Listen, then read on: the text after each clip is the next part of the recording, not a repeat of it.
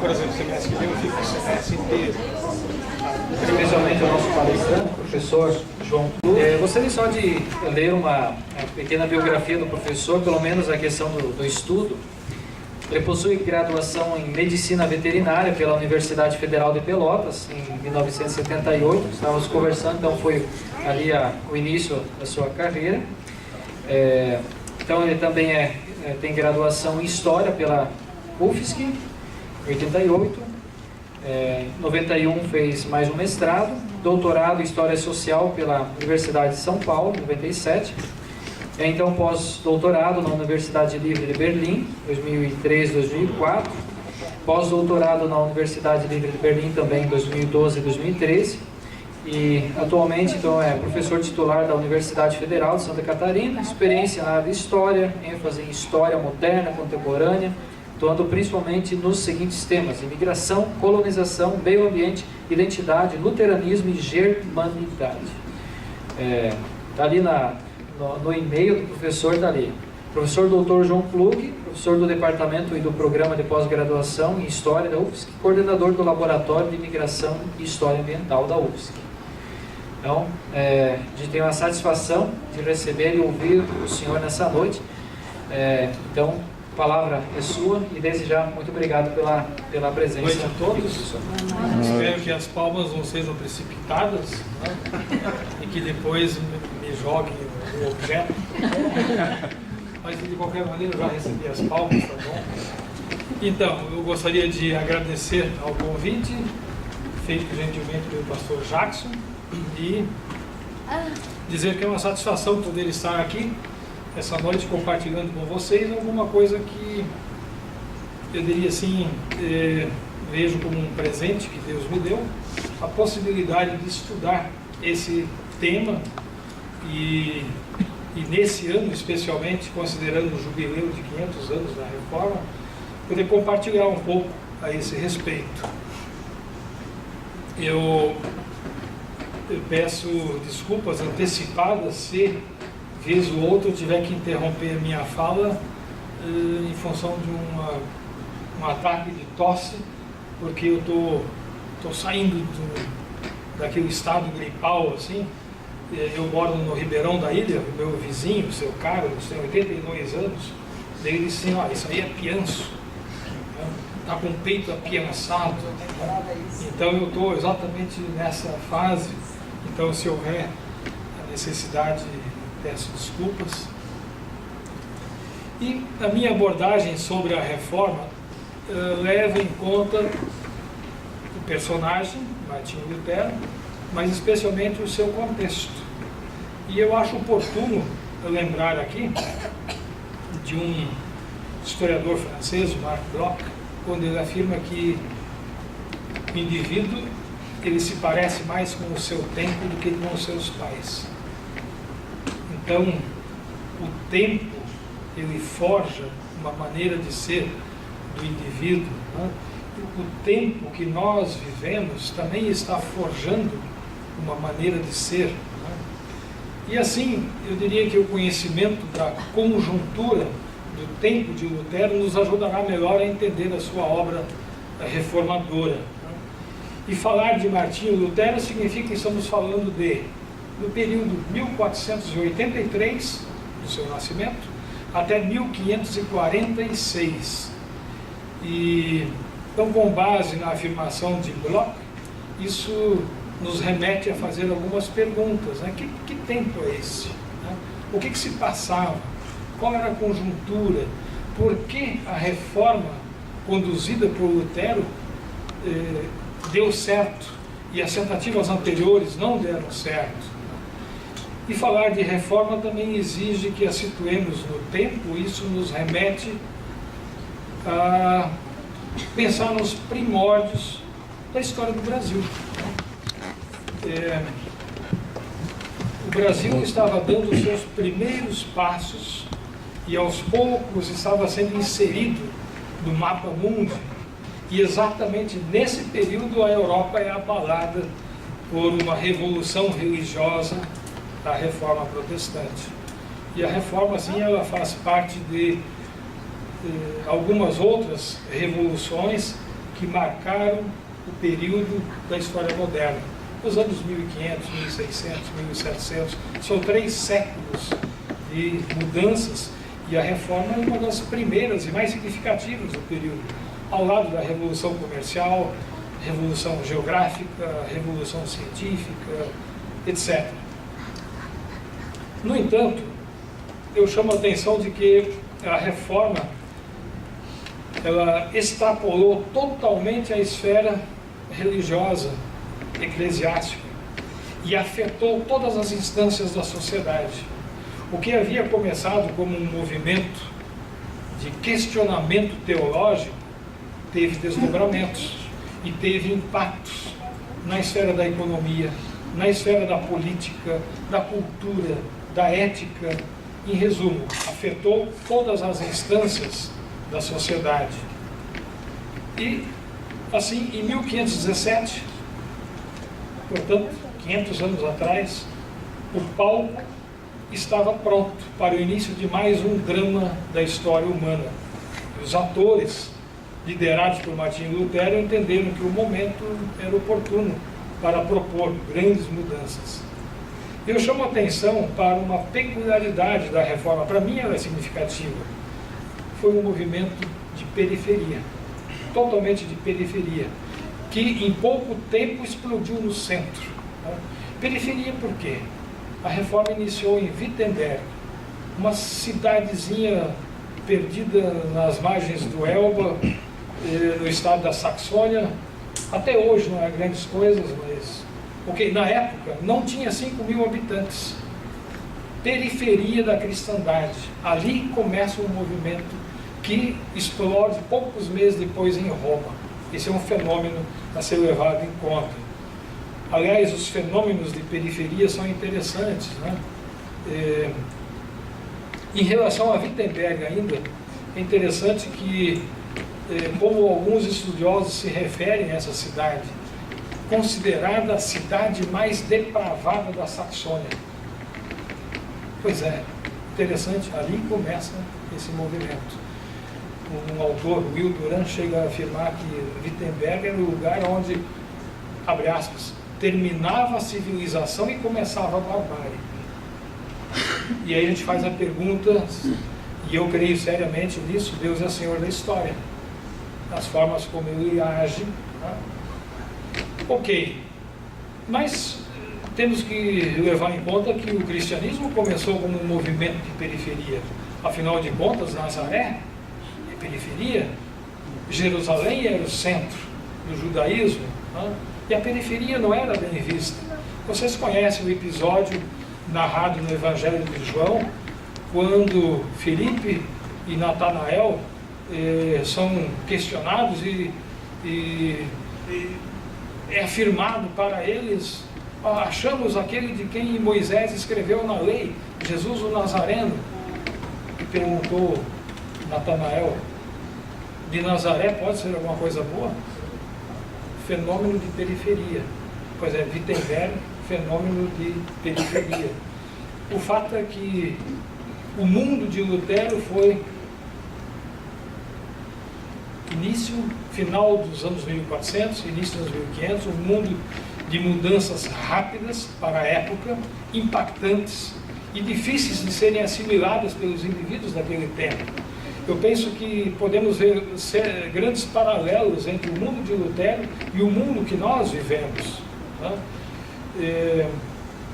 Eu sempre fui meio avesso à tecnologia e eu confesso uma certa dificuldade do mundo digital no qual eu preciso, e eu estou sempre atrasado.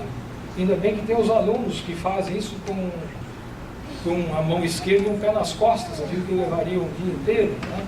Mas é um tempo, pois é, e na época as mudanças eram rápidas, impactantes e difíceis de serem assimiladas. Foi o tempo marcado pelas grandes navegações, pelas descobertas, foi o período da expansão e afirmação da Europa frente ao mundo, o período de formação dos impérios coloniais, ou, como dizem alguns autores, o período de formação das neo-Europas. É a fase da epopeia gloriosa da Europa ibérica, mas trágica para os demais continentes. Percebam, em um espaço aí de 30 anos, o que ocorre rapidamente. 1487, Bartolomeu Dias contorna o Cabo das Tormentas.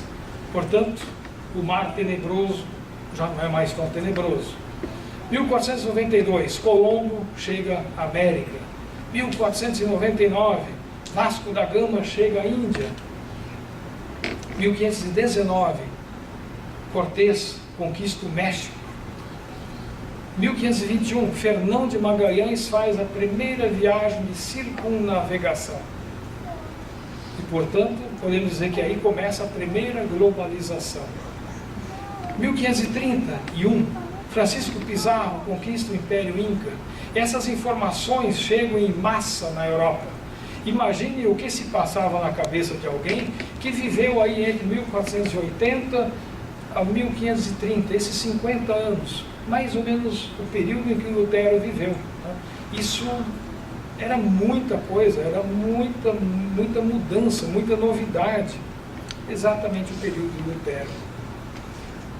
Nós falávamos em conquista, pois é, no processo da conquista colonial, temos um seríssimo problema.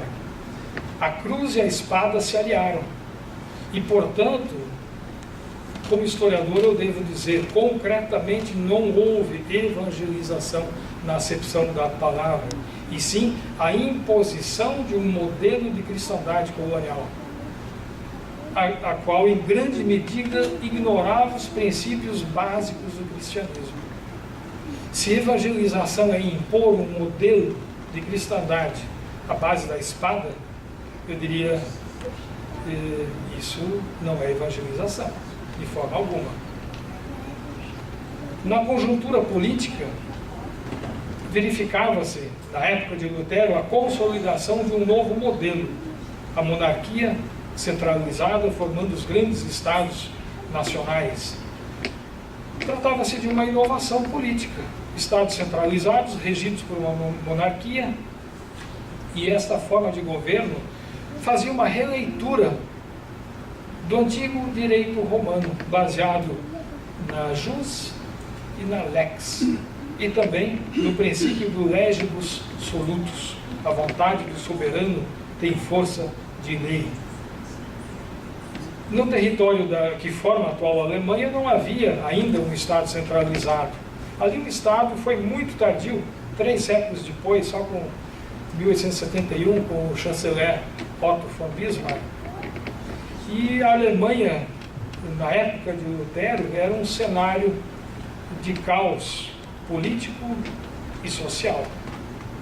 E em função disso, crescia ali a xenofobia dos alemães em relação aos latinos, ou dos alemães em relação a Roma. Especialmente Roma era vista como aquele local do qual não se tinha boas referências. Como afirma Lucien Febvre, citando documentos da época da Reforma, abre aspas, esses italianos zombam dos bons alemães e, com o pretexto de servir a cristandade, servem os seus próprios apetites, tirando da Alemanha tantos e belos ducados. É a pressão em cima daquele indivíduo simples, comum.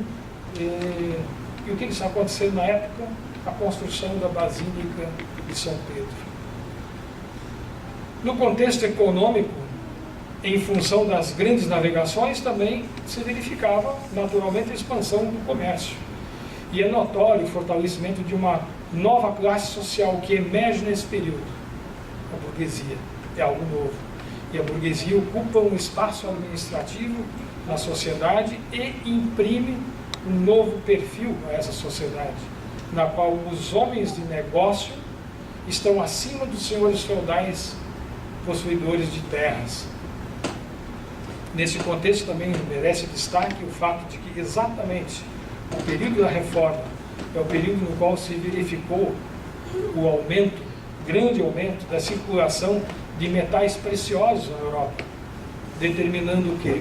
Uma alta vertiginosa de preços inflação, dificultando especialmente a vida das pessoas mais simples. E Lutero teve que se manifestar, escrevendo um livro contra os grandes mercadores, comerciantes, que iniciaram a prática de cartelização na comercialização de trigo, segurando estoques e promovendo a miséria, quer dizer, combinando preços e largando o estoque à medida que achavam conveniente. E Lutero escreve um duro texto contra essa situação. Portanto, o tempo de Lutero exigiu que se trabalhasse a teologia na dimensão prática da sociedade.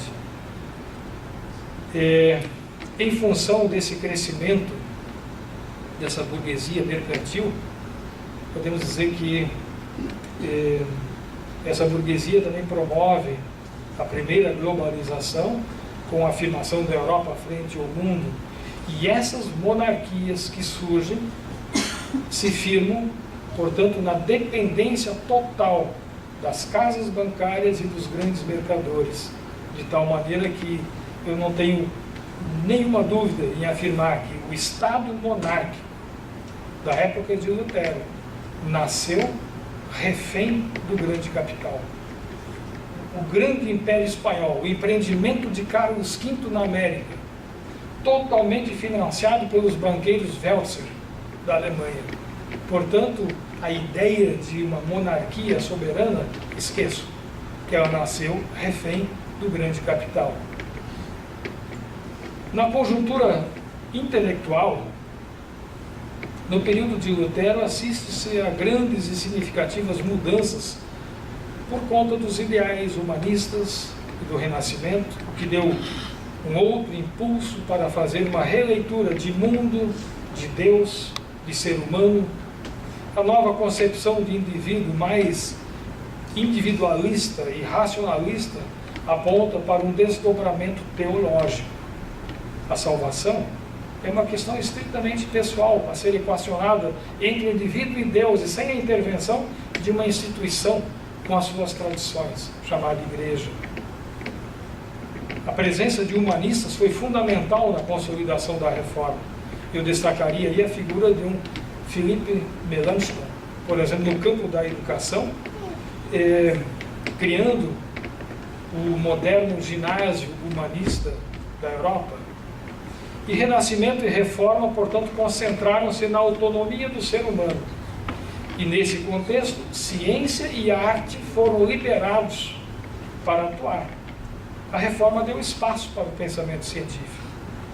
Renascimento e Reforma trataram dos mesmos questionamentos, com respostas diferentes, às vezes até opostas. Ambos concentraram-se na autonomia do ser humano, entendendo que a Bíblia não fornece respostas exaustivas sobre as perguntas do cosmos, do mundo da ciência. Isso é papel da ciência. Por outro lado, também reconheciam que a ciência não fornece respostas para as questões de foro íntimo, soteriológicas ou da salvação. Isso é questão da fé. No Renascimento, o ser humano é visto como bom na sua essência. O ser humano é bom. O Renascimento via de uma forma otimista. E aí reside um conflito com a antropologia da Reforma, que vê o homem como essencialmente mau, e por isso precisa passar por um processo de, Lutero dizia, de metanoia, de transformação. Por quê? Esse indivíduo que é essencialmente mau precisa passar por uma mudança. Simplesmente assim, não é a educação refinada que vai torná-lo menos mau. Destaque-se também o papel da imprensa, de Johannes Gutenberg, que teve um papel significativo no início da modernidade, um papel significativo, uma grande contribuição para a reforma. Will Durant chega a propor que Gutenberg tornou Lutero possível. Vejam o papel da imprensa em Nuremberg, na Baviera. No período inicial da reforma havia 24 prensas funcionando, empregando em torno de 100 indivíduos. E ali foram impressos, entre 1517, ano da deflagração da reforma, até 1546, ano da morte de Lutero, cerca de 3 milhões de livros e folhetos impressos ali, tornando Lutero, de longe, o autor mais lido na Europa nos anos 1500. Eu diria assim, parafraseando, Lutero teria colocado Paulo Coelho no bolso nesse período. Na conjuntura eclesiástica, aí tem uma palavra-chave. A palavra-chave é crise. A igreja vivia uma grande crise. E essa crise pode ser percebida de longa data. Eu diria, no mínimo, temos aí em torno de 3 séculos de crise, de tentativas de reforma que vão acontecendo com os valdenses, com os albingenses. E essa crise pode ser percebida quando, em 1434, Papa Eugênio VI escreve um documento aos participantes do Concílio de Basileia, na Suíça. Vejam o que o Papa escreve em 1434, entre outras coisas, abre aspas: da sola dos pés ao cocoruto da cabeça não há no corpo da igreja uma única parte sã. Isso é um reconhecimento de um Papa. Portanto, essa é a crise da igreja. Não tem uma única parte sã. Então nós podemos entender que o tempo está ficando maduro para uma reforma. 50 anos depois, o papado emite um documento para os participantes da Assembleia dos Estados Gerais em Tours, na França, e enfatizava de novo esse quadro. Veja, se passaram 50 anos, abre aspas: todos sabem que já não há regra, não há devoção, não há disciplina, e o que há em todo o clero é demasiada desordem, em grande prejuízo para toda a cristandade. Isso não é um juízo de valor que o João Klug, como historiador, está fazendo. Isso é a consulta nas fontes. É um Papa que está dizendo isso. E a crise se evidenciava de variadas formas, tais como a debilidade moral e intelectual do clero, né? Eu creio que é significativo e é conhecido também o fato de que em 1378 grupos de cardeais divididos em facções rivais impuseram um cisma, uma divisão na igreja, e que se prolongou por 39 anos, até 1417, com o estabelecimento de 2 igrejas católicas na Europa, com 2 papas, que se combatiam e rivalizavam entre si, um em Roma e um em Avignon, no sul da França. Detalhe: os 2 papas se excomungaram mutuamente. Então você imagina o que se passa na cabeça daquele indivíduo religioso, sério, e que quer levar alguma coisa a sério. A pergunta é: e agora? O Papa de Roma excomungou esse de cá, o de cá excomungou de lá. Qual é a cristandade a ser seguida, né? Isso dividiu então o mundo ocidental entre urbanistas e clementinos. Urbanistas que seguiram o Papa Urbano VI em Roma, e clementinos, o Papa Clemente VII em Avignon. Novamente eu volto a um francês, Jean de Libon, quando afirma que os 2 papas eram como 2 cães sobre o mesmo osso. Qual é o osso? O mundo cristão, né? Os 2 papas eram como 2 cães sobre o mesmo osso. Quem tem 2 ou 3 cães em casa sabe o que significa. Eu tenho 7. Isso aí eu sei muito bem como funciona. E ao lado disso, vivia-se o grande temor relativo ao avanço dos turcos na Europa. E isso era visto como castigo de Deus. quando a reforma começa em 1517, os turcos já haviam subido pelos Balcãs, via Danúbio, e estão chegando às portas de Viena. E a leitura que se faz é, bom, tá aí, Deus abandonou a cristandade, e a cristandade está sendo punida pelos turcos. Então, o avanço dos turcos, o avanço do mundo muçulmano, não é uma mera coincidência. Passaram 500 anos, o que a gente assiste na Europa? O avanço dos turcos, o avanço do mundo muçulmano, e em relação a isso Lutero teve que se debater. Também se debater com a prática da simonia, que era a venda de cargos eclesiásticos. Exemplo clássico de simonia, de venda de cargos eclesiásticos, é 1519. O arcebispado da cidade de Mainz, o mais forte da Alemanha naquele período, fica vago, o arcebispo morre. E aí tem uma vacância. Quem é eleito como arcebispo? Um banqueiro, Alberto de Brandenburgo. Bom, um banqueiro arcebispo. Sim, exatamente. Percebam a distorção. Né? Assim como o comércio escandaloso de relíquias, se vendia tudo como relíquias, se vendia pedaços de unha, sob o argumento de que isso era a unha do apóstolo fulano, fio de cabelo, a escrina de cavalo, sob o argumento de que pertenceu àquele jumentinho que Jesus montou quando entrou em Jerusalém na semana da Páscoa, e por aí vai. Leite dos seios da Virgem Maria. Eu ia mencionar isso, pequenos tubos de ensaio com gotículas de leite da Virgem Maria, o leite que saiu do peito que Jesus mamou. E, bom, e a pergunta, passado 500 anos, se vende relíquias? Eu acho que o comércio está forte. A venda de indulgências, a compra da salvação.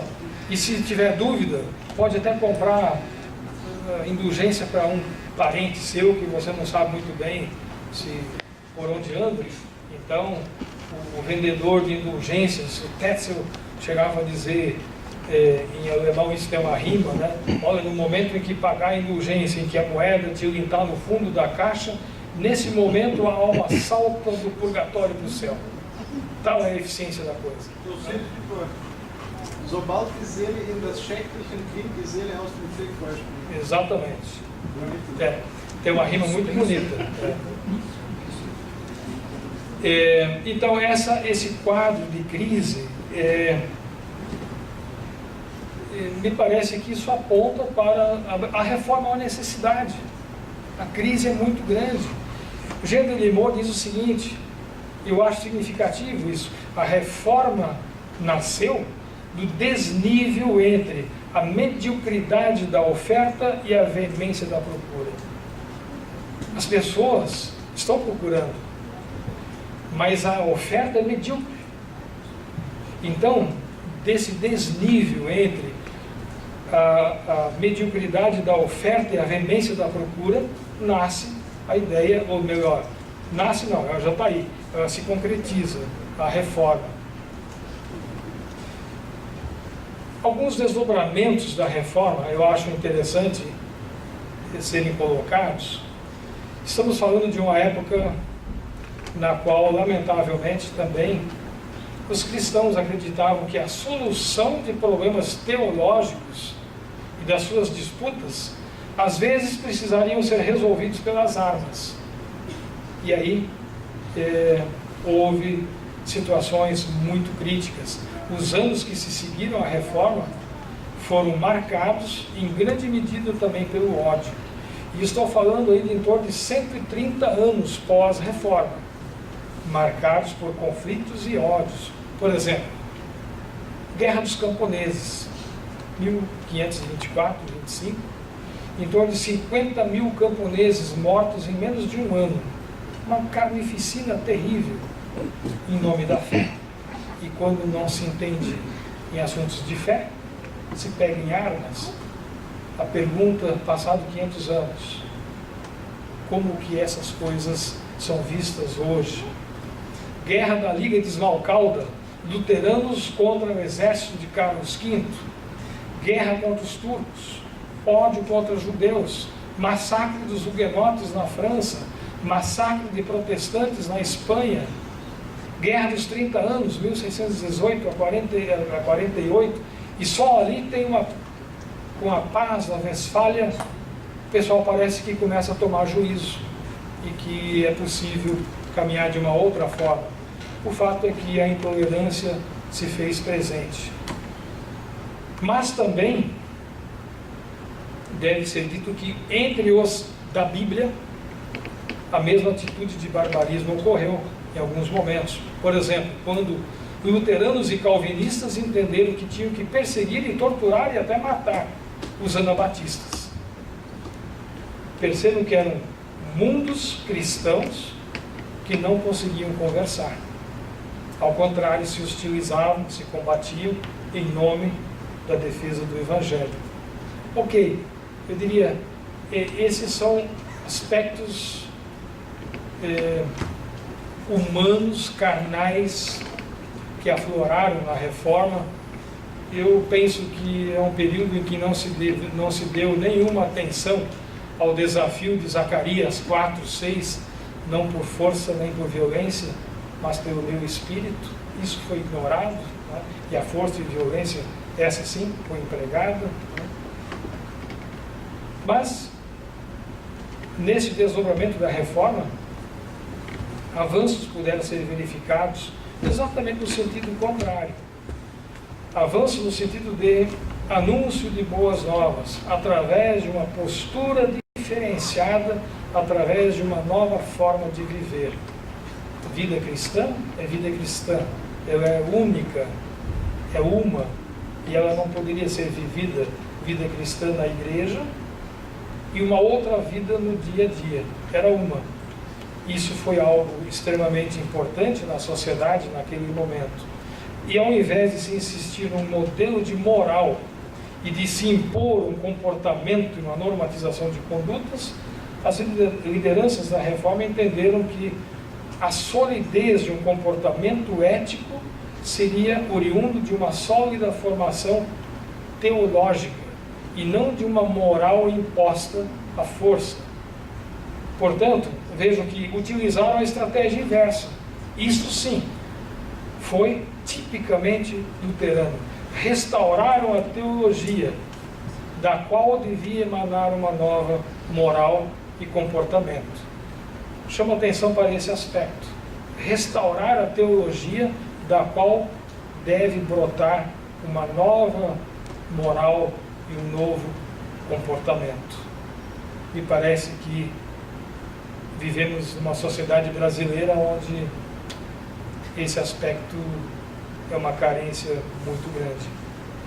E digno de nota também é o fato de que essa teologia trazia à tona a compreensão de que todos os cristãos são vocacionados, gerando, portanto, a ideia do sacerdócio geral de todos os crentes. Eu quero encaminhar para o final, e eu destaco que neste ano, que comemoramos o jubileu de 500 anos da Reforma, a comemoração, ela pode muito bem escamotear a realidade, sacralizar o passado e dificultar a reflexão no presente. Para nós, historiadores, toda a comemoração é vista com um certo receio. E comemoração pode significar só festa. E a comemoração exige uma reflexão séria, né? Eu diria que as igrejas da Reforma, em especial as igrejas luteranas, têm a obrigação de trazer uma contribuição através de uma reflexão séria, verificando o que precisa ser recuperado. Não basta permanecer apenas na comemoração. Para a igreja cristã como um todo, em escala mundial, eu diria assim, a Reforma é dádiva e oportunidade. Oportunidade para fazer esse exercício de refletir. E no nosso caso, trazer uma contribuição à igreja brasileira. Eu vou trazer aqui alguns dados que para mim são relevantes quando se fala em igreja brasileira. Estou me baseando em dados do IBGE, do último censo, 2010. E ali os evangélicos somavam 42,3 milhões de pessoas, ou seja, 25% da população brasileira. No censo anterior, em 2000, eram apenas 26 milhões, o que evidencia uma taxa de crescimento superior a 5% ao ano.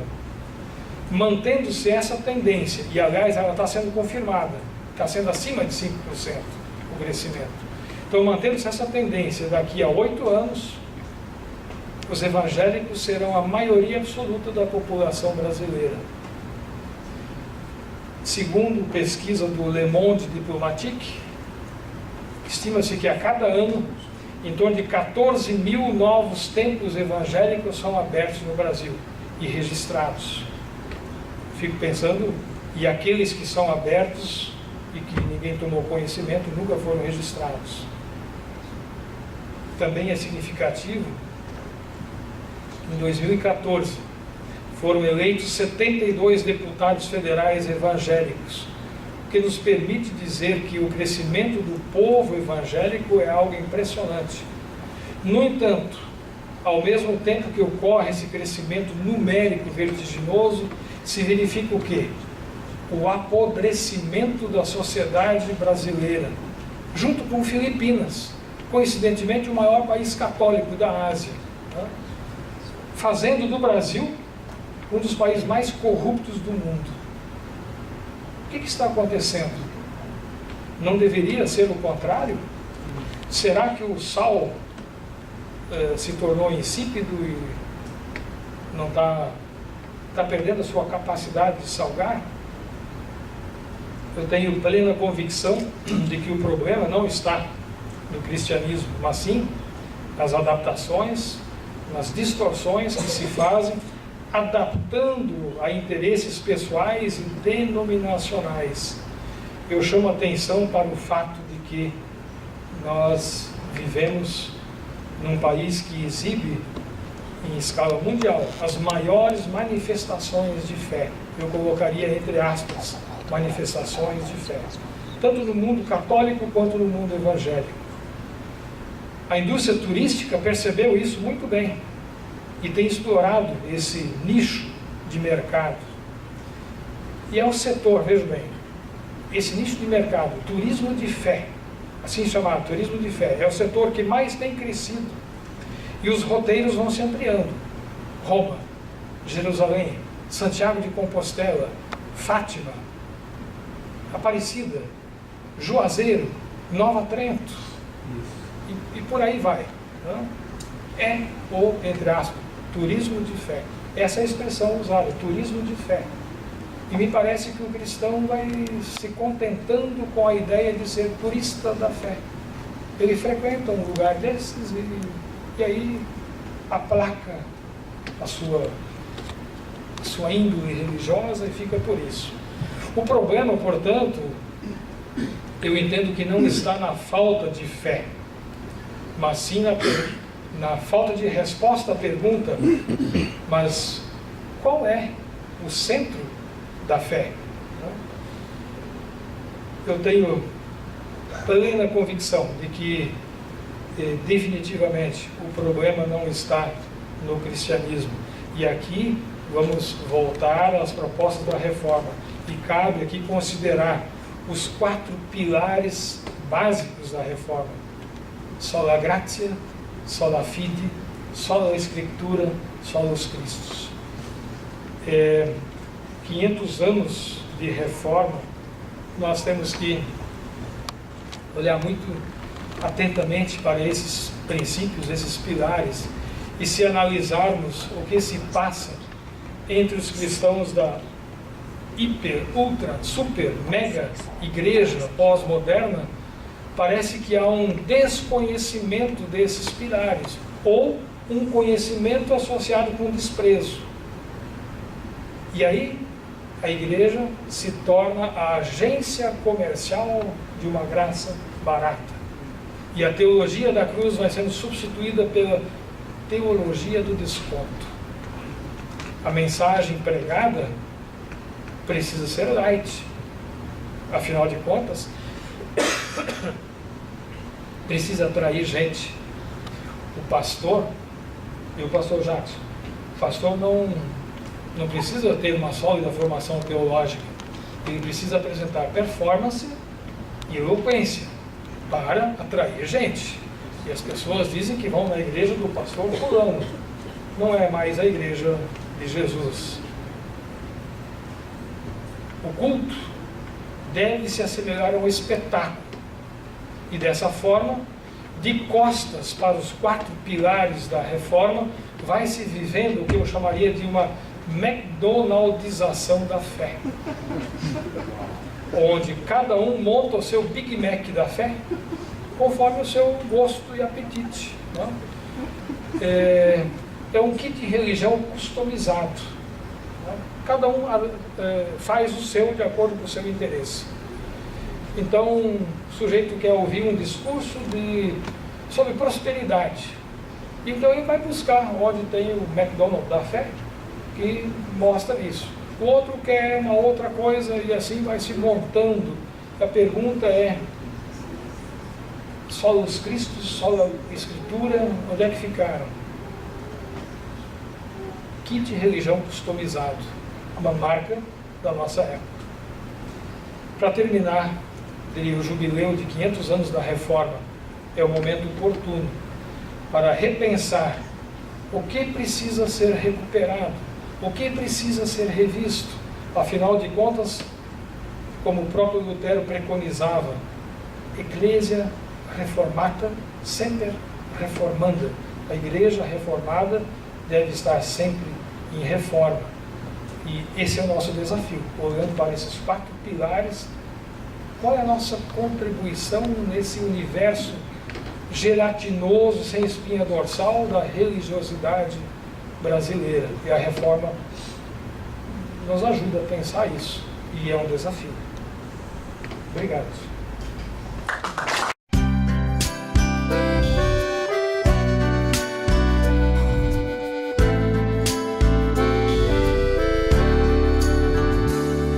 Assim como a terra seca, num deserto sem vida, o homem anda no mundo sem Jesus. Como água cai do céu, trazendo verde a flor, como água eu quero ser e falar do Salvador. Assim como da montanha a nascente cristalina rega o vale, tudo faz florir. Assim como essa água que dá vida sem cessar, quero ser perseverante e dizer que ainda